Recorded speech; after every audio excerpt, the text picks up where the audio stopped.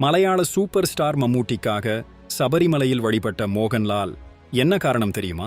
நண்பர்களே, மலையாள சினிமாவின் இரு ஜாம்பவான்கள் மோகன்லாலும் மம்மூட்டியும் ஒரே படத்துல நடிக்க போறாங்க.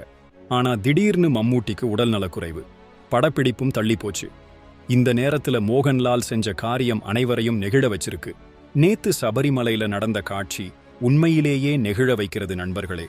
பம்பா கணபதி கோவில்ல இருந்து இருமுடி கட்டி 18ஆம் படி ஏறி வந்த மோகன்லால் முதல்ல தன் வழிபாட்டை முடிச்சாரு. ஆனா அதோட நிக்கல, தன் நண்பர் மம்மூட்டிக்காக தனி உஷா பூஜை வச்சாரு. அதுவும் மம்மூட்டியோட இயற்பெயரான முகம்மது குட்டி பேருல.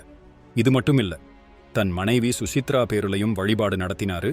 நம்ம ஊரு சினிமால 2 பேரும் போட்டி போட்டுக்கிறாங்க. ஆனா இப்படி ஒருத்தருக்கு ஒருத்தர் துணையா நிக்கிற காட்சி பாருங்க. அதுவும் இப்போ மம்மூட்டி ரம்ஜான் நோன்பு இருக்கிற நேரத்துல அவருக்காக ஐயப்பன் கோவில்ல வேண்டுதல் வைக்கிறாரு மோகன்லால்.